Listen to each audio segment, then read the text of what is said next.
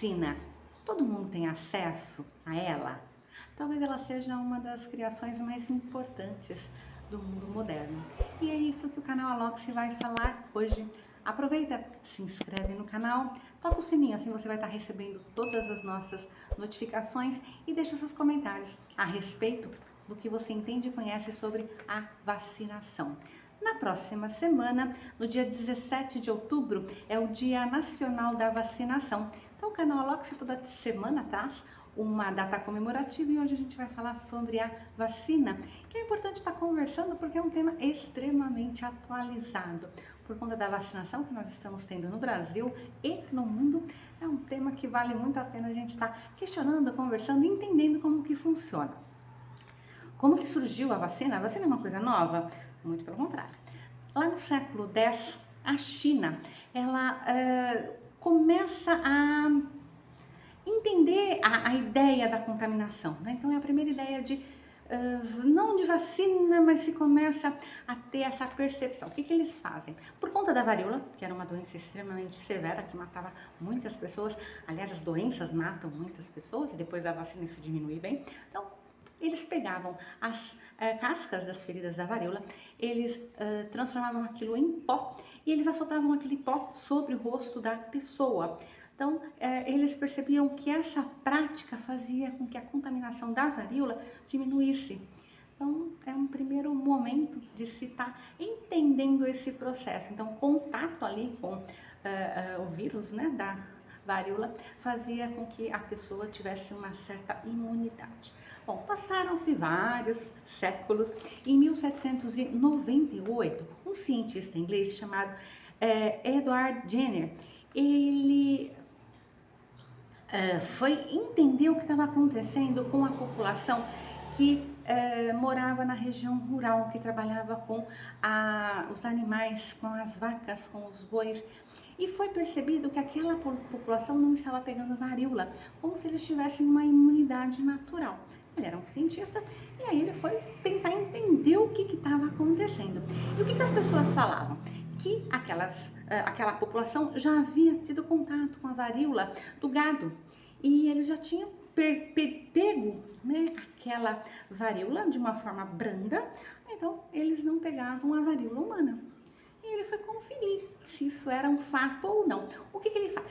Ele vai estar pegando um garoto, né, de 8 anos e ele vai estar aplicando o pus daquela varíola da vaca, do boi, do animal, nessa criança. Essa criança ela vai desenvolver a varíola branda na época, né? Não vai ter grandes problemas e ele vai ser curado de forma bem tranquila. Passou-se o tempo da cura, ele vai pegar o pus da varíola humana e ele aplica nesse garoto, né? Ainda bem que não era meu filho, mas enfim, a mãe deixou ele fazer, não sei como. Mas na época, né, não se tinha essa noção de cobaia, enfim, estava tudo muito começo na ciência, né? Então dá para se entender como que se faziam esses experimentos.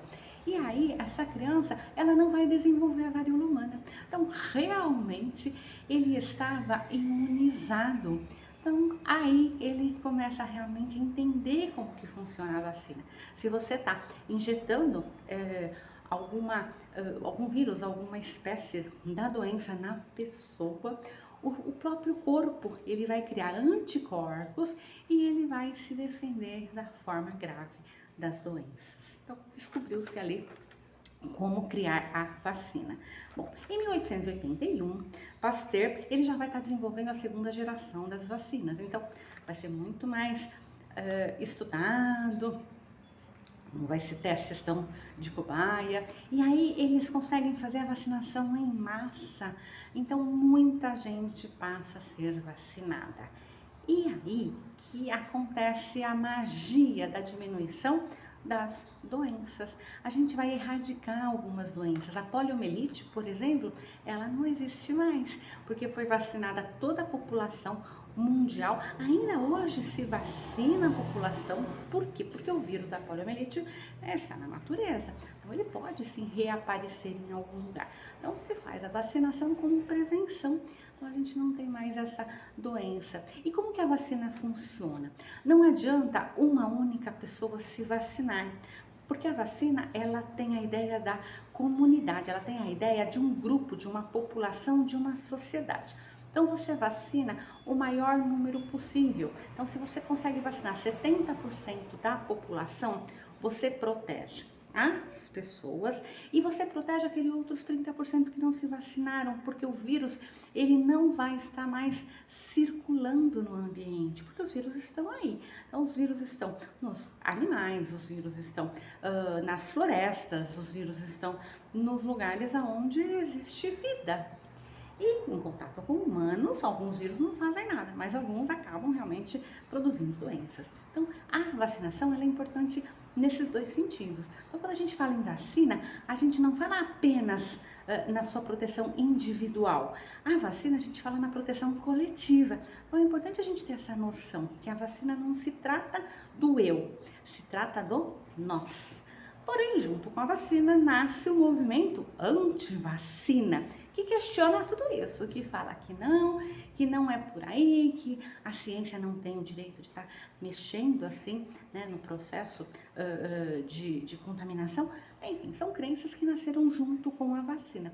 Tudo que a gente, né, nasce a síntese, nasce a tese, nasce a antítese. Então, essa questão de vacina foi bem, né, dessa forma que aconteceu. Bom, esses movimentos hoje, eles são muito fortes, inclusive a gente está tendo com a vacinação atual N problemas de várias sociedades, de grupos sociais muito fortes, questionando se essa política pública ela é adequada ou não. Não é nesse ponto que nós vamos estar entrando, né, porque se for aí vai ser um vídeo muito longo. Porém, a gente tem que entender também outra coisa.